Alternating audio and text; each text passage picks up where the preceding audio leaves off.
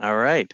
Good afternoon. My name is Stephen McLeod. I am the current president of the Coastal Society and an environmental scientist with the consulting firm WSP out of Buffalo, New York. Thanks for joining this session of TCS's Coastal Connections web conferencing series. The trending topic we will be covering today is building community resiliency to coastal storms. Please note that the session is being recorded and the recording will be available in the coming days on the TCS YouTube channel. For non-member guests, the Coastal Society is a nonprofit organization founded in 1975 with the mission of fostering dialogue, advancing education to promote the wise use of our coastal resources, and forging partnerships to advance those goals. You can learn more about TCS and become a member at the website on your screen, www.thecoastalsociety.org. So the Coastal Connection series, as a brief background, is meant to better connect TCS members and guests from the coastal community throughout the year. Our intent is not to just be educated by our wonderful guest presenters, but to also hear and see you, our participants, during the Q&A session period later in the session. We encourage you at that time to turn on your camera and share your questions and thoughts. Special thanks to Ashley Gordon, Melanie Perello, and Lisa Kim for their support in organizing and running this session. In the spirit of matching names and faces, I will ask, especially for the sake of our TCS members, to quickly invite any members of the current TCS board to introduce yourself, state your name, the location or city that you're in, the professional position or company that you're with, and I'll go for the major storm that sticks in your mind as most affecting you or your loved ones. So let's start with Ashley. All right, trying to rack my brain for a name storm here. Good afternoon, everyone. My name is Ashley Gordon. I'm on the board of directors with the Coastal Society, and as Steve noted, help with planning the Coastal Connection series. So I'm a coastal analyst with the Hampton Roads Planning District Commission located in Virginia Beach. And I've been here about 4 years, so haven't had a lot of experience with name storms because I grew up mostly in Ohio. But I would say this isn't a hurricane, it was a winter storm. It was Winter Storm Grayson that hit the area, my first winter in Virginia Beach. So it was unusual. We got so much snow in Virginia Beach, but I remember that one in particular as well, because I'm also a Duke basketball fan and I remember Grace Allen was playing for Duke at the time, but anyways, yeah. Great, thank you. Gino Olmi, I see you're on the line. Can you introduce yourself, please? Yeah, hi, Steve. Gino Olmi. I am a coordinator of NOAA's Southeastern Caribbean Regional Collaboration Team. I sit in Charleston, South Carolina, and I would probably pick, let's see, I guess Irma, because I had to clear a whole bunch of marsh grass out of my yard after probably several hundred, if not thousands of pounds of marsh grass got deposited in the yard, which is a whole lot less to deal with than the people in other areas had to do, so can't complain. Great. I will mention quickly that out of the several storms, I did live in Florida for several years, and so there were many that rolled near or through my neighborhood. But honestly, in 2004, soon after we had a coastal zone conference hosted. It was one of those sponsored by NOAA. And the Coastal Society was meeting as one of their annual meetings at the session. And I recall walking down the streets in New Orleans, and after listening to the speakers talk about how the potential for effects of a major storm would hit New Orleans, thinking, wow, we're walking down a street. Can you just imagine the water being so much higher than it is? And it was not just a few months later that Katrina rolled through, and that became a sad reality. So that definitely stuck in my mind. And while I normally don't take as much time to introduce our moderator and speakers, I do want to share one image, because when I was in Florida working for the state down there, I ran into a lot of people that said, oh, well, the storms don't hit me. They tend to go north or south or sideways or whatever. So this is a graphic that shows the tracks of the storms, just the center line, not the full extent of the storms over the past 60 or so years up through 2006 alone. And it's pretty dark along the entire seaboard. This is only the tropical storms, not the nor'easters, not the winter storms that we've also discussed. So I think the point is that so many of us are subject to these intense storms, to not think that you are immune if you are anywhere near the coast, as it turns out.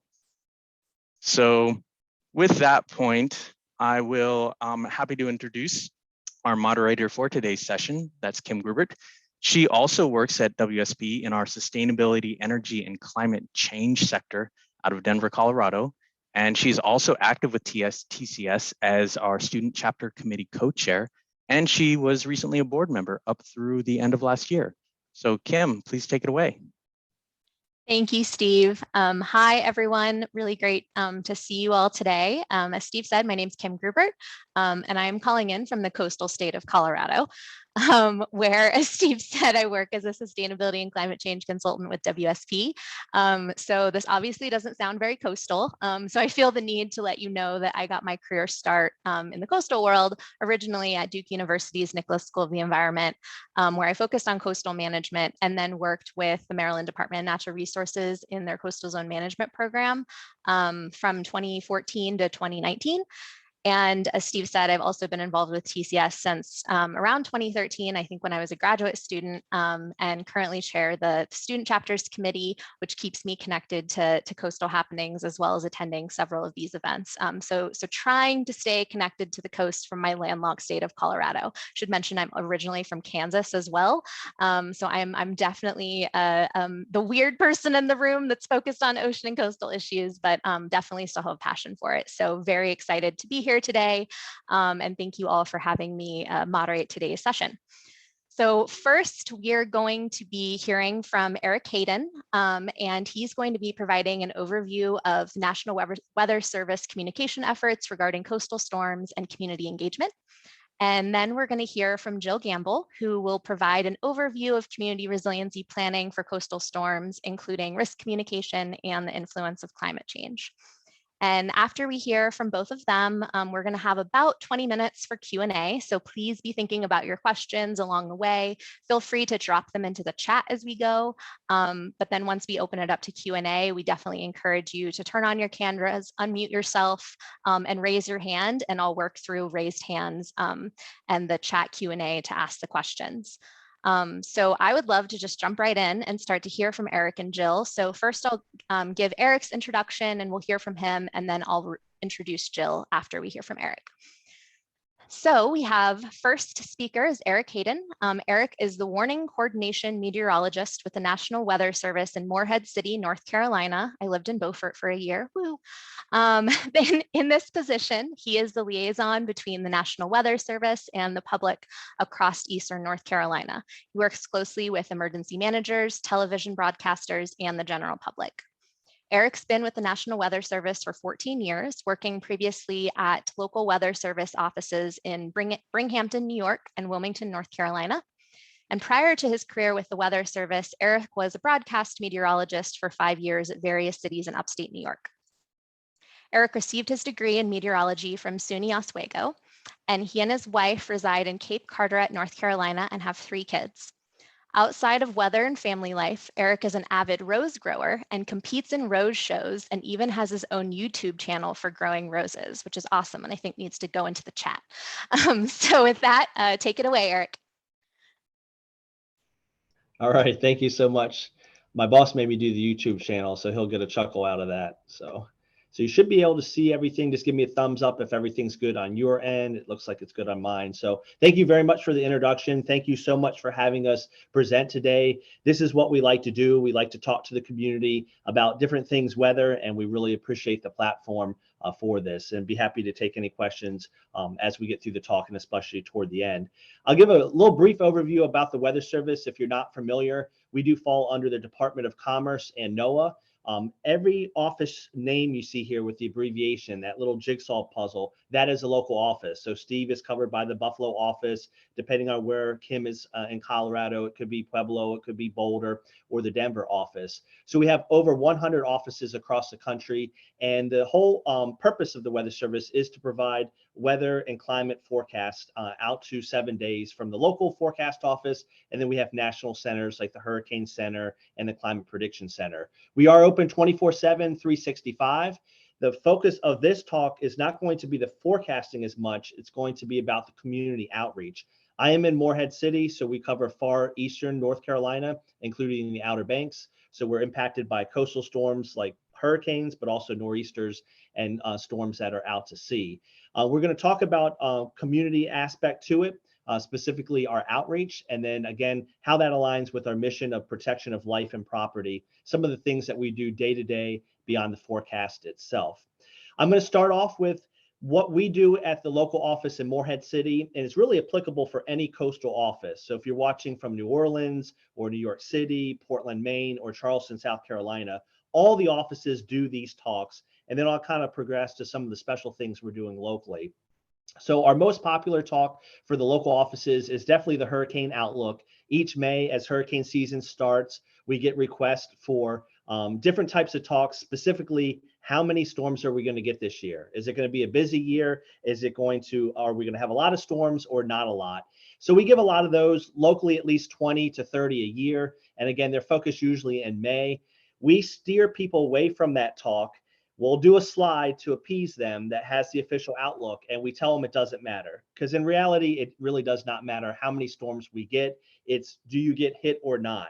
You could have the weakest hurricane season on record. There's only 3 named storms, but if one of those 3 hit you, it's an active year. So we preach it only takes 1 storm, and not really to pay attention to the climate outlook.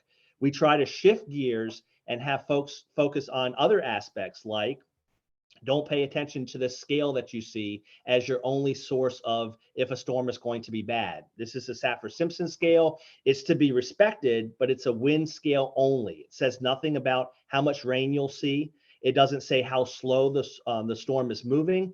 It doesn't say that it's going to sit over you for days. It says nothing about storm surge, tornadoes, rip currents. So we'll talk about those aspects.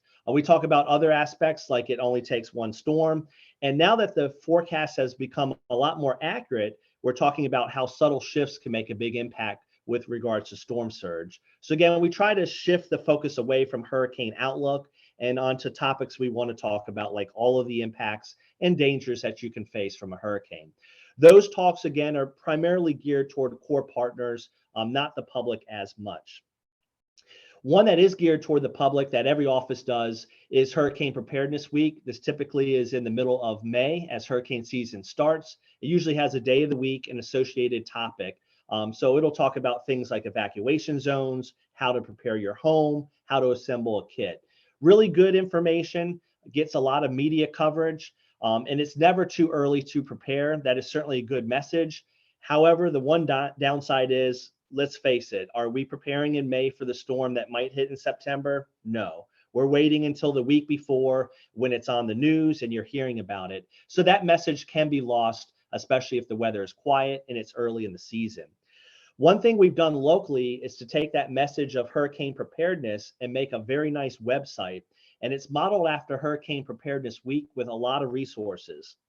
So those same resources we talk about in the week, storm surge, flooding, rip currents, how to evacuate, more information. We house that on a website and then we promote it throughout the season. Hurricane season's not a day, doesn't just start in May and we can forget about it. We need to constantly be preparing and thinking about it right through the month of November. So this is the site we'll use prior to a storm when folks are really preparing, because let's face it, we all wait until the last minute when we know we should be doing it sooner.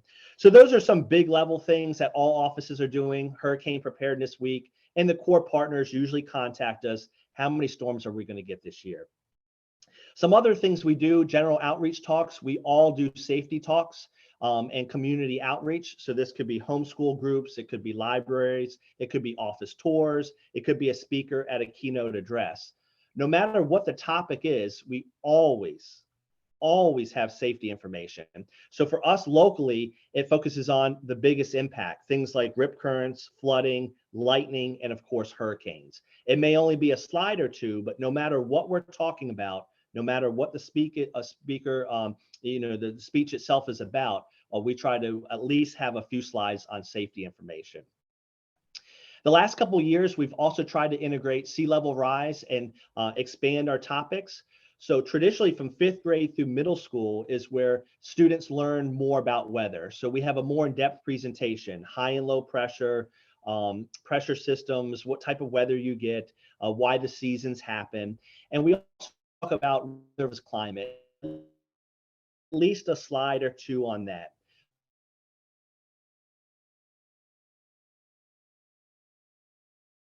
Sometimes we bring in Sarah Spiegler. She's pictured at level rise and impacts, maybe a few more additional slides. And then a few times a year, we'll do a talk specifically dedicated to climate change. I'll cover the weather aspect and some of the data, and Sarah will go more in depth on the impacts specifically to Eastern North Carolina. A lot of this expanded over the last 2 years when students, and more specifically schools, were looking for education and virtual options. So we use that platform to expand that. Other requests we get specifically are from the military. Across Eastern North Carolina, we have Marine Base Camp Lejeune, we have Cherry Point Air Station, and we have the Coast Guard all up and down the coastline. So we get specific requests for hurricane preparedness for the family. Somebody from Kansas, Kim, that comes to our area and doesn't live in our area, has never been along the coast, they need to know this information. And it was something new to me. We have great presentations. I think our information is great, but they cycle in every 3 years. So this is not a one-time thing. This is not, hey, I gave that Coast Guard talk last year. I'll wait a couple years. This is every year we get new folks to the area. So these are very specific requests and very important topics for folks that may have never lived along the coastline. This can also be a part of a professional series. We're often requested for safety days, beach safety, tropical weather will be included in those as well. General outreach booths, we conduct those. We are just at the Seafood Festival on the Outer Banks. This is a picture from last weekend. We get multiple requests a year. Typically, we have plenty of safety information, such as brochures on, storm surge and hurricanes, how to prepare your kit. And it's a really good opportunity to talk to folks one-on-one. So when the person that has lived here 30 years says, I'm not going to leave unless it's a Category 3 storm or higher, we can tell them that, every storm is different and the category is only related to wind. We can have those one-on-one discussions with the community that stops by our booth. Other events driven by the community include specific hurricane preparedness events. A county may reach out to us. They're having a safety day. They have everything safety related. They want us to talk about hurricanes. So in that case, all our outreach materials will be focused on hurricanes. It's a good chance to partner with local core partners like emergency managers. But again, the focus will be primarily hurricanes, and it's a good opportunity to talk one-on-one with each person that stops by. Everything I showed you was pretty much driven by the community itself. Hurricane Preparedness Week, these are things we've done in the past and we've always done. Great stuff, but a lot of times our audience, our core partners, it's somebody that has seen that talk over and over again. And it's really good information. So starting a couple years ago, we said, why don't we open this up to the community? We do weather spotter talks on tornadoes and hail, but we don't do just a generic talk on hurricane preparation. We have Hurricane Preparation Week, but it's in May and people forget about this. So we started these community forums, and the goal was to promote key messages. Don't focus on just the center of the storm. Impacts can occur well away from the center. Storm surge is deadly. Know your vulnerability to rising water. All those key messages over and over again. And again, folks move to our area. Each year our population is rising because North Carolina is awesome. So we have a lot of new folks to the area and a high military population. So this is an important message to do year after year. We really like to encourage discussion. So we usually partner with a local agency. In this example, Drew Pearson is the emergency manager for Dare County. He can give a talk 5-10 minutes on what resources Dare County offers. What are the evacuation routes? Where are the shelters? And then we give a brief talk on focus on all of the impacts, led by or followed by a discussion. So we really don't want it to be all presentation. We want a lot of interaction, and that was the goal of the forums. Obviously, the last year and a half has been a challenge, so we have gone virtual or hybrid. The example on the upper left is when we were completely virtual last summer. We got to incorporate some of our summer volunteers from Miami and Pennsylvania, so they got to help out in a virtual sense. More recently, depending on the case count in the community, we have been able to do some hybrid classes. So the example on the bottom is where a limited audience attended in person. This is Jason Baker. He's a fire chief from Atlantic Beach. This was broadcast at the same time. We've used Facebook Live to do this as well, and we've recorded it. So we've kind of adjusted to what's been going on, and it's actually allowed us to reach a larger audience, especially when you include that we record these and we can play them on YouTube, and local officials use them on their YouTube channels. Another way we're trying to engage the community, and again, these are new efforts. This is not the same old Hurricane Preparedness Week. Our Weather Ready Nation Ambassador Program. There's over 200 ambassadors, or almost 200 in Eastern North Carolina, over 11,000 in the country. The whole idea is the old Weather Service would be here, and if Kim came to me and wanted to talk, by all means, we would do the talk. But it was you coming to us. Now we're waving our hands. We are a resource in your community. We can provide talks, brochures, pamphlets. We can have a discussion. We're here to spread that information. By signing up for this program, you're going to promote this information in the community and share it. For example, we drop off rip current brochures and information on coastal flooding to the visitor centers, their Weather Ready Nation ambassadors. Our realty offices along the East Coast of North Carolina, their ambassadors, we provide them information to pass on.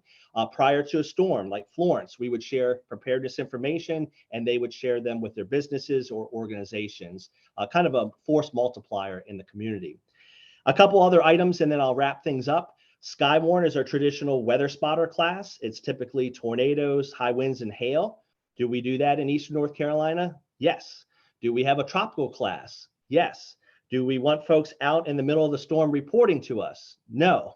The goal of this class is to talk about flood history and hurricane history in our area. So it's not as much measuring and reporting back to us. It's to talk about history of storms in our area and ways you can protect yourself from storms like that.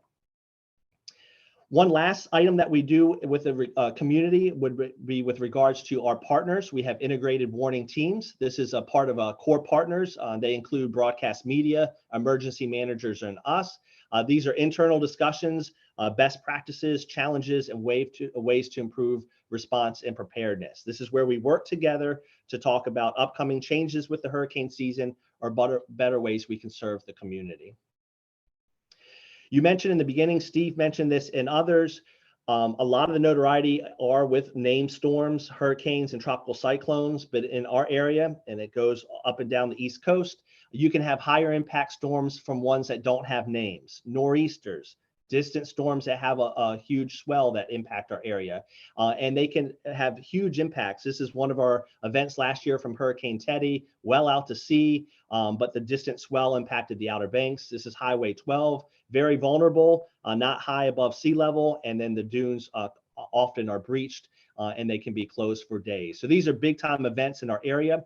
We have a website, weather.gov. If you go anywhere in the country, weather.gov, and then you can dial down for a land-based forecast, how warm or cold is it going to be, or a coastal flood forecast. So on these sites, we have current and forecast water levels, FEMA flood maps. I know Jill's going to talk a little bit about some of these, the NOAA sea level rise, and other local resources such as storm surge, king tides, and coastal flooding. Another way we reach the community are through our weather briefings. These are traditionally sent to core partners. This is when we have a landfalling hurricane, high rip current event, nor'easter where lives could be impacted. We send these to the core partners, but in reality, these are shared all over the community. Because of that, we share them as well. We put them on social media and our website. This is an example of when we would tell folks with Arthur, the earliest reasonable arrival of winds would be possible across Eastern North Carolina. Since we mentioned social media, it can certainly be a good megaphone of information. This is how we tailor a message. This is a tweet I did the morning of Florence. Florence was a Category 4 storm, but as Florence approached, the number lowered. Our impact from wind or our impact from rain had not changed. So we wanted to get out that information, to wave our hands and say, don't let your guard down. It's still going to be a bad storm. That's a good use of social media. We link to our briefings and events like we're doing today, community forums, weather education, preparedness, sea level rise, and climate change. All those videos are on YouTube. So it's a great platform to kind of show what we're talking about in the community and really highlight it. So that was a lot to cover. I didn't realize how much we did in the community until I started, writing it all down. That's not just our office. In my position, again, I'm the liaison between the local office and the community. We are not just doing this prior to a storm. This is a year-round effort. And I appreciate any questions that you have for us. My email address is on the screen as well. So if you think of a follow-up down the road, please let us know. But we're always open to feedback, how we can improve things. We're constantly changing and making adjustments because it's going to be a year-round issue that we're trying to tackle, and we appreciate the help. Awesome. Thank you so much, Eric. So I know some of the key takeaways I heard are repeating messages over and over is super helpful, especially since folks are constantly moving around, and also that leveraging social media and virtual platforms has been helpful to expand the reach of some of these programs and messages. So that's really great to hear. And I also love to hear that any of us can request some of these preparedness talks. So maybe we can talk more about that in the Q&A. So thanks again, Sure. Eric. Next, I would love to introduce Jill Gambill. So Jill is a public service faculty at the University of Georgia, serving as the Coastal Resilience Specialist for Marine Extension and Georgia Sea Grant. Since 2010, she's provided technical assistance to coastal communities in equitably planning for and responding to sea level rise, flooding, and storm surge. Jill is co-chair of the Georgia Coastal Hazards Community of Practice, a member of the advisory board for the NASA Sea Level Change Science Team, and part of the leadership team for the Georgia Climate Project, which is a statewide initiative aimed at strengthening research and communication on the impacts and solutions of climate change in Georgia. She holds a Bachelor of Arts in Philosophy from Cardiff University in Wales and a Master of Arts in Peace and Conflict Studies from the University of Sydney in Australia, and is currently completing her PhD in Geography and Integrative Conservation at the University of Georgia. Take it away, Jill. Thank you so much. Thanks, y'all, for having me. Let me see here, make sure I can advance. There we go. So as Kim mentioned, I'm part of the Sea Grant Network. If you haven't collaborated with Sea Grant, please do. We love working across so many different partners. There are 34 Sea Grant programs scattered across the US and some of the US territories and Great Lakes states and every coastal state. We provide education, outreach, and research on a variety of coastal issues. And we're housed under NOAA, just like National Weather Service. I personally come at this with the lens of social science research and planning. So I helped develop the first sea level rise plan for the state of Georgia, which was for Tybee Island. A year later, we developed a similar plan for St. Mary's, Georgia. And then I've been doing storm surge research as well. So just to kind of lay the scene for what we're seeing here in my state, we have one NOAA tide gauge. It's located in Savannah at Fort Pulaski National Monument. We've seen 10 inches of sea level rise measured there since 1935 when it was first implemented. And we're also seeing that the frequency and magnitude of flooding is increasing. So it's not just that it's happening more often, but also that the extreme water levels are getting higher. And we're seeing that the regional rate of sea level rise is accelerating. So what this means on the ground, if you look back to like the 1950s, I don't know if you can see my mouse, but this is Fort Pulaski tide gauge. We would have a flood event around every 1 to 3 years. By 2012, here we are, it's about every 3 months. From 2019 to 2020, we had 80 flood events over that 2-year period. So just like Charleston's, having a dramatic increase, so are we here in Georgia. And so here are some of the recent events that we've experienced. This is in 2015, we had a king tide. This was not a storm event. This was just, a kind of extremely high tide. and it was flooding the road out to Tybee Island, just off of Savannah. Then a year later, we were hit by Hurricane Matthew. Hurricane Matthew was really just a Category 1 storm event for Georgia, but it created a ton of flooding throughout our coastal zone. And then a year later, we were hit by Hurricane Irma. And again, Hurricane Irma was over 100 miles from the Georgia coast. It passed kind of along the west side of our state. But just like Eric was saying, and having to decouple the wind impacts and the projection, the route of the hurricane, we had tremendous storm surge along the Georgia coast. And this is Hurricane Irma as well. And so, what we're seeing is that this combination of sea level rise and storm surge, that the storm surge is actually starting from a higher launching point, and that this is projected to continue. We're anticipating between 4 to 6.3 feet of additional sea level rise by 2100 under the NOAA intermediate high scenario. And so when we're having these storm events, it's pushing more water into the communities, it's reaching further inland, and we have more and more infrastructure and development in the way and people being affected. And this is, in case you've been to Savannah, this is River Street, right along the kind of historic Savannah area during Hurricane Irma. And of course, flooding is only one disaster or hazard that we're coping with.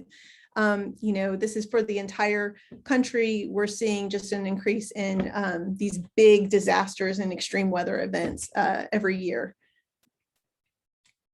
And so in thinking about how to respond, I'd like to just first discuss the topic of resilience. I think there's sometimes confusion about, it's kind of, the new trendy word that folks are throwing around, like sustainability used to be.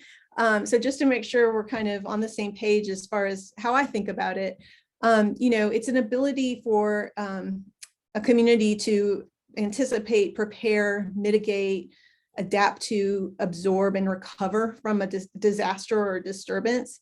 But it's also the ability to adapt well in the face of that adversity. So it's not just, being able to bounce back, it's actually bouncing forward so that you're reducing the vulnerability that may be chronic or endemic in your community, and that you're, growing from these experiences.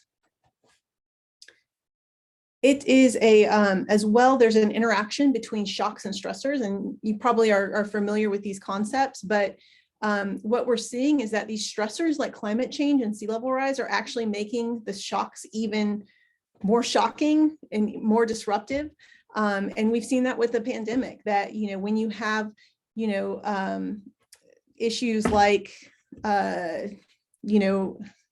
racial injustice and, lack of access to healthcare, that just sort of compounds the issues that you may be having with the shock of a pandemic or something like that. And so what we try to do in building resilience is increase the capacity of a community to deal with it while also decreasing the risks. And so this is sort of an example. If you have before a shock, that may be the condition of the community, but afterwards you're hoping that you're building the capacity while also mitigating the risks. One of the ways that Sea Grant as a network is addressing this is really focusing on diversity, equity, inclusion, and justice. And these are some of the strategies that we're utilizing within our network. One is diversifying our workforce. So we realize that we are not representative of the communities that we're engaging and doing outreach with, and we need to reflect them in our staff and in our employees. And so trying to do a better job of recruiting and retaining a diverse workforce.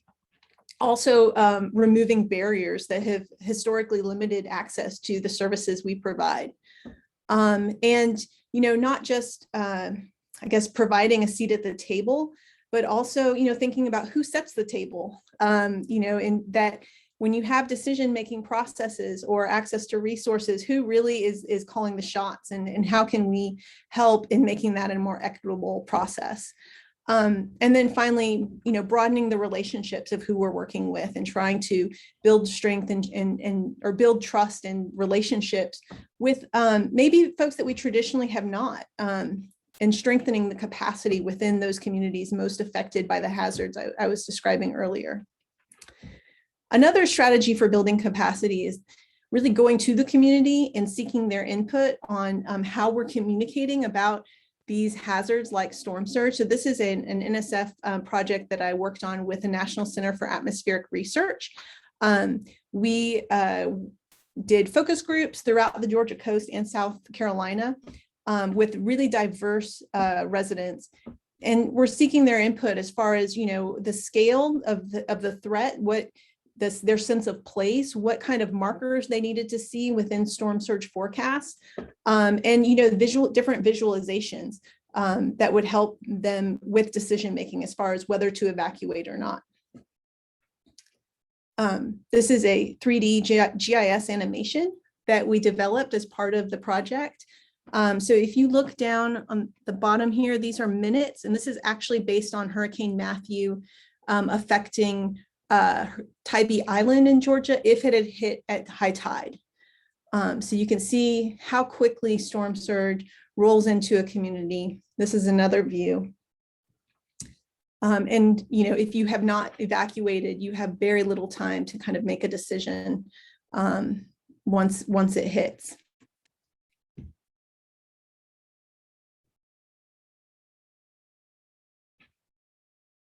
And I think probably unsurprisingly, people responded to this much more so than a map or a fact sheet. And that was part of what we were trying to understand.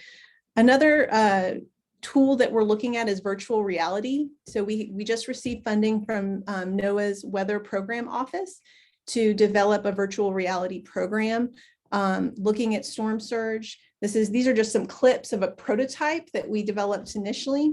And you can see you start off in your home, a storm, hurricane hits, you start to go underwater. And what we've seen with virtual reality is that because it's a more visceral, immersive experience, people afterwards are much more apt to pay attention to information and education that you provide them. We then go back in time and allow them to take actions to mitigate their risk. So in this case, they're signing flood insurance. They have a flood insurance policy on their home. They also elevated their home. What we're looking at now is, what kind of actions are, should we be presenting through the VR program? Thinking about green infrastructure, thinking about beach renourishment. What are some of the, actions we want to take them through? What we've also seen with virtual reality is that the behaviors that they simulate in the kind of pretend world actually carry over into the real world. So if we have them pack an evacuation kit, for example, they would be more apt to actually do it in real life afterwards. So this is just showing kind of what after they've elevated their house. And then we have the hurricane hit again. And yeah, they don't flood, but we make a point that they still need to evacuate because they would be cut off from emergency services. And we're working on this with the National Weather Service very closely. So here are a few tools that I use in my outreach with communities. The NOAA Sea Level Rise Viewer, which Eric mentioned earlier. I'm sure you all are familiar with that. You may not know though, IPCC and NASA just developed a sea level projection tool. I'm working with NASA right now on making one just for the US, sort of adapting this for the US. NOAA is developing a new technical report with sea level rise projections updated from their 2017 report. So we're going to have new projections for the US coming out probably at the end of this year, and we'll have a tool to go alongside that. And it will also be pulled into the NOAA Sea Level Rise Viewer, but this will be another way of getting that information. And then the EPA's EJ screen, you can get flood information and a whole bunch of housing information. Where is subsidized housing? Where is public housing? Where are your Superfund sites? And so this has been really helpful in kind of pinpointing where there might be areas of higher risk. And then in thinking about how to mitigate risk, I'm not sure if you all are familiar with the triple bottom line concept, but this is when we're doing planning in the community. We try to hit that kind of sweet spot in balancing environmental, social, and economic perspectives and interests. And another way of thinking about it is the three-legged stool. So if you're doing a project and you're only focused on kind of the environmental benefits, that stool is not going to be sustainable, because there could be sort of social and economic components that don't allow it to be sustainable. And so just a quick example, in Savannah, like many communities around the country, they're losing trees because of development. Storms have made that even worse. They're losing 3 football fields of tree canopy every day. We know there are a ton of co-benefits and ecosystem services with trees. They reduce stormwater runoff, they reduce erosion, they reduce pollution, reduce heat effects. They also can increase public health, and they store carbon dioxide, they provide habitat, and they can increase property values, which actually could be a good or a bad, depending, if you're concerned about gentrification, maybe that's not so great. But what we're trying to do in Savannah is use these, natural resources of trees as one of the steps in building resilience. So trees in itself, is one area of sort of the multi-tiered layer of mitigation to flooding, alongside living shorelines, green infrastructure, and trying to kind of have a systems approach of integrating these things together to build resilience. But then also pairing this with workforce development, doing landscape training, green infrastructure training for residents, doing education and youth engagement through art programs, so that they actually, drew on the pots that we planted the trees in, and learned about the benefits and values of trees. And most importantly, engaging the community in the design of the entire project. And so that has been critical with all the projects that we've done in taking the lead, so that it really is community-based and community-driven. So that is all I have. Thank you so much. And thank you again for having me. Thank you so much, Jill. That was awesome. So I wanted to just kind of I also like thinking about resilience as the ability to bounce forward better. So thank you for pointing out that really important nuance. And I also picked up on your note that you're finding people are responding better to kind of the show me model rather than the tell me model to actually change behavior. And your visualizations and virtual reality tools are really amazing to help do that. So I love those tools, and I would love to learn more about how they're made, but I don't want to ask all the questions.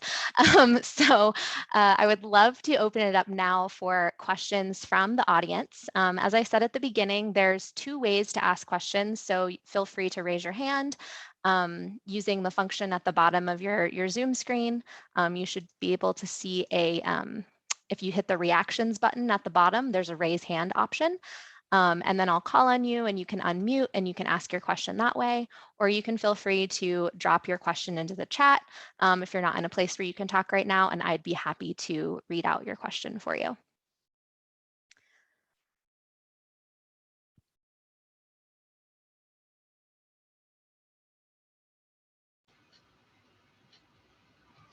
And don't worry, I have backup questions. I'm just giving the 10-second amount of time for people to process their questions. Kim, this is Gino. I have a question for Eric. Go ahead. Eric, I was curious about the role of broadcast meteorologists. You talked about a lot of your outreach to different groups. I was wondering how that role interacts with the role of broadcast meteorologists in getting the message out. They are really important. Things have changed with social media, and especially younger folks maybe not watching traditional media like we did in the past. But we really bring them into the fold through the integrated warning team workshops, so that we're all on the same page, because if we have a different message, then folks at home are not going to believe it or understand it. So they play a big role on getting out the message, especially prior to storms. I know a lot of our local partners, they're quite close with us, and they show the same things that we show. So for example, the storm surge map, they'll zoom into different areas and show that it's right from our website. The different threats, wind, flooding, tornadoes, there's something called hurricane threat index, they'll show those graphics verbatim. Prettier a lot of times. That they have some really nice software, but the same message. So they do a great job, and it's really important. We've got to be on the same page, otherwise people will not believe the message. Thank you.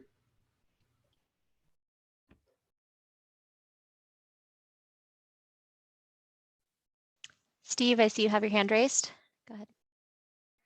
Hi, yeah, I'm curious over the course of your careers, or if there's some metrics that you've looked at, do you have a sense of whether our coastal populations, even as they're growing, are becoming more prepared, better, more responsive, and maybe what would you attribute that to, one way or the other?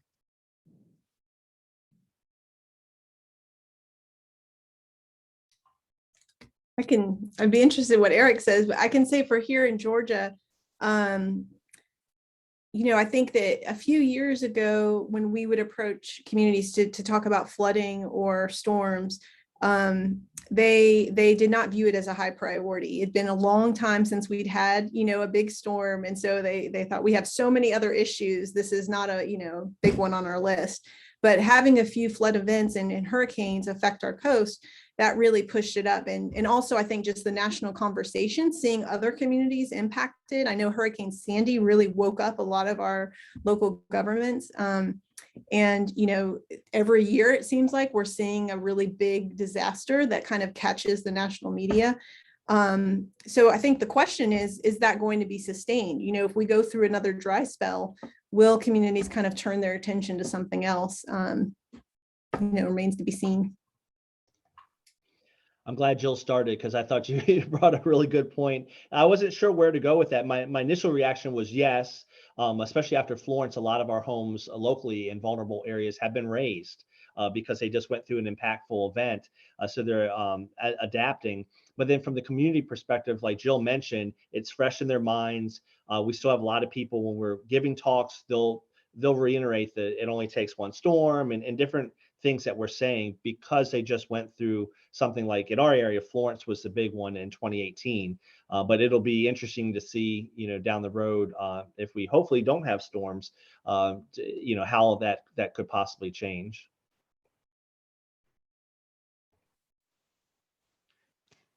Thanks both. I see a question in the chat from Rebecca. So working in a regulatory role, I see a lot of reactions to storm surge and erosion in terms of wanting to build protective measures such as bulkheads, riprap, placement, etc. Many of us are trying to discourage this where possible and find more environmentally friendly and appropriate approaches that won't contribute to the problems. How do you see this fitting into the coastal resilience work?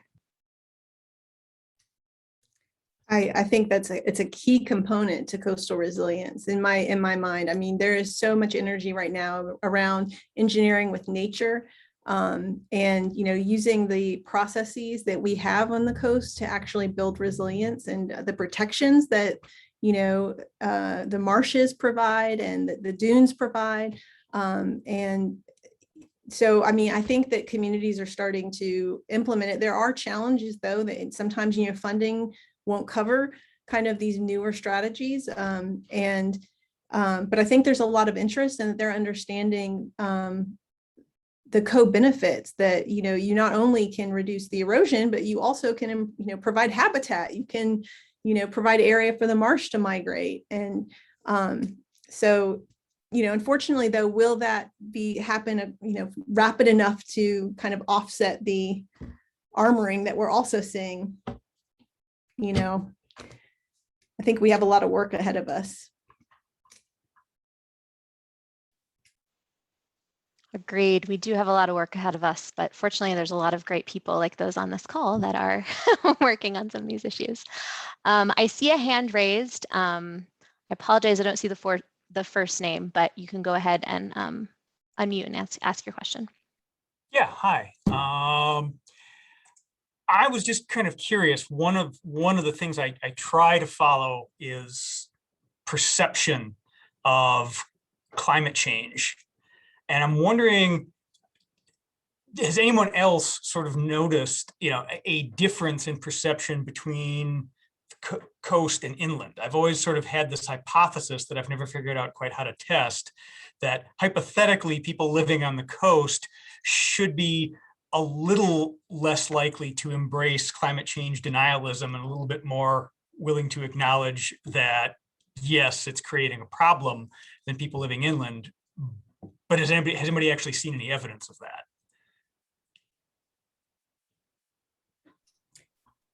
I know that the Yale Center for Climate Communications, they do the opinion polling, and it seems like overwhelmingly Americans acknowledge climate change and want something done about it, want action on it.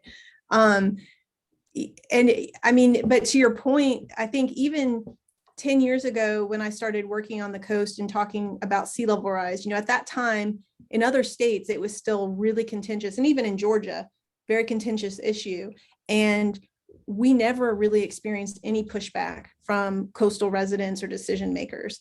They had seen changes within their lifetime. They, you know, had just observed it. And so no matter what their political beliefs were, they seemed to kind of get it. Yeah, I've always wanted to see Yale do, you know, that project do a comparison between coastal populations and inland populations to see if there's a difference. But as far as I know, no one's done that. Yeah, it's really interesting. Thanks.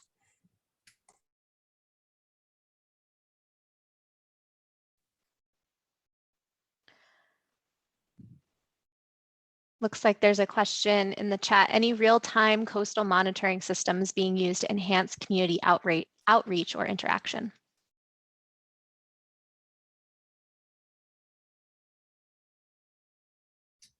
Eric, did you want to answer that?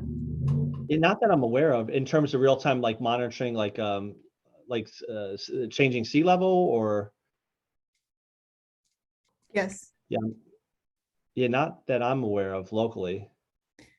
In Georgia, sorry, in Georgia, Georgia Tech has a project in Savannah, Smart Sea Level Sensor Project, where they're working with an environmental justice organization, local schools, and putting out a network of sensors that monitor water levels in real time.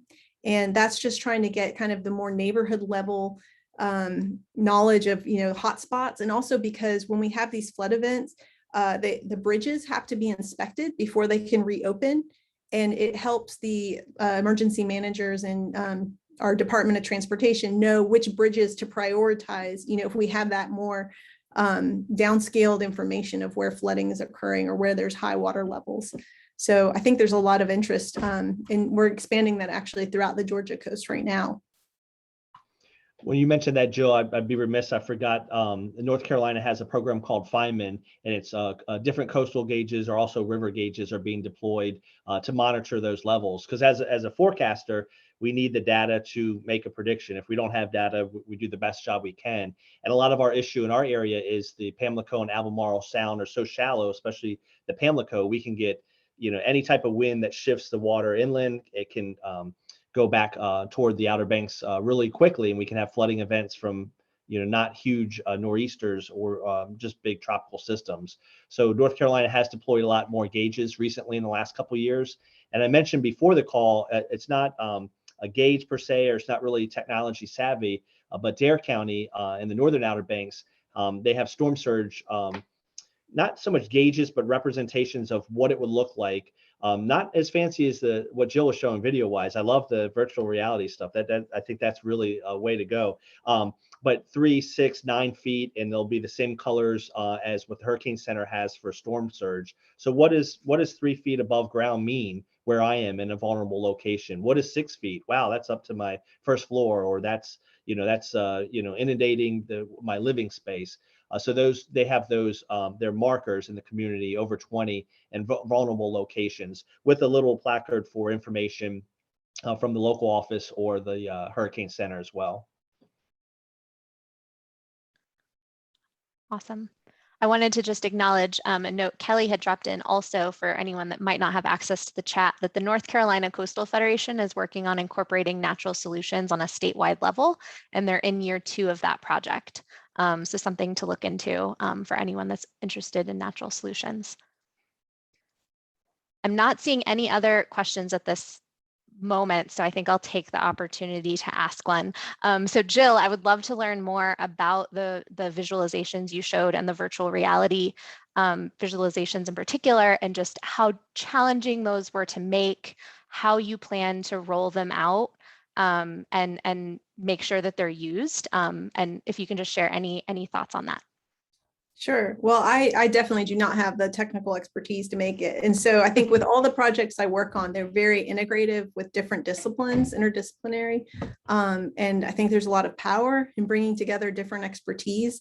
And so we have, our VR experts that don't know a lot about coastal issues. And then we have kind of the coastal folks. And we also bring, we have a technical advisory group that is informing the project, and that includes National Weather Service in Charleston, Jacksonville. We have some NEARS coastal training program leaders, and I'm trying to think, DNR, our Department of Natural Resources is involved. So, making sure that we have the expertise there so that we're choosing the right kind of activities to take people through, and thinking through, again, the rollout, what would be useful for them in their outreach. And we're planning, once we finish this, that it will be extended, nationwide for use. You just need to have a VR headset, and we actually will have them for people to borrow in Georgia and South Carolina. But we're at the very beginning of the project though, so we've got another year or two, and we're going to test to make sure it works as well. We'll be testing behavior changes in risk perceptions. We don't want to just roll it out if it's not actually effective. That's fair. That's great to hear. Thanks for sharing. We have time for one final question if anyone wants to get one in. Otherwise, I will pass it over to Steve to wrap us up. Going once, going twice. Ashley's got a question. I was trying to find the raise hand reaction time. But anyway, thank you all. This has been a really great session. But just to your point, Jill, about affecting behavior change too, I was thinking about, evacuations with storms, and just if you guys could elaborate maybe a little bit more about some of your communications regarding evacuations and how people respond to those, and also, just if there's any confusion, I guess, about like evacuation zones versus flood zones and things of that nature.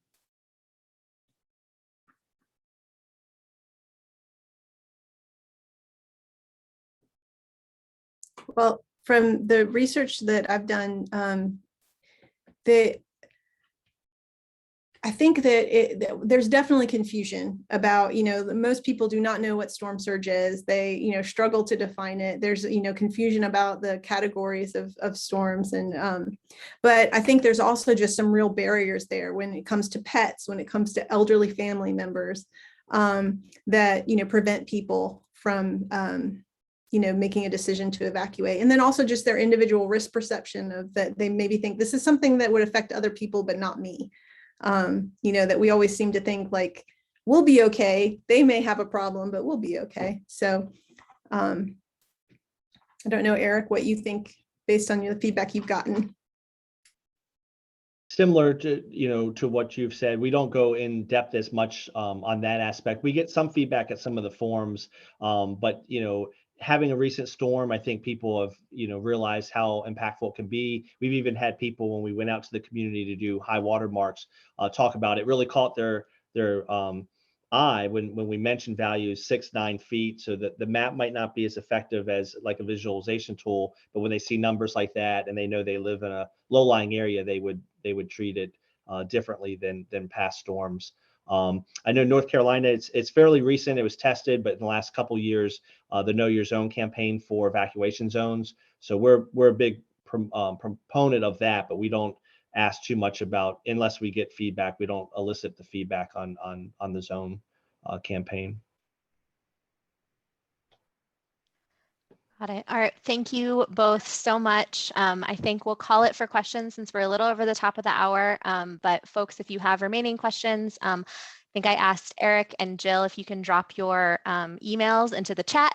And then again, there will be a recording available that will have some of the additional slides. So thank you all again. I'm going to pass it to Steve to wrap up, but I just wanted to say thanks again for allowing me to moderate. Really lovely to meet everyone here on this call, and we'll see you soon. Steve? Great. Well, thank you, Jill and Eric, for enlightening us today, and Kim for helping us to guide the discussion. It's very good to know about the increasing number of outreach tools and programs that are available at multiple community levels.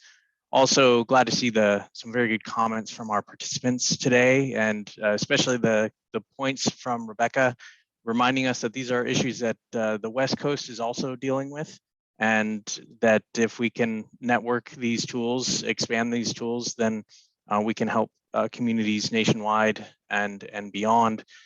So all in all, a great session. And again, appreciate everyone being on the line. So stay safe and have a good evening.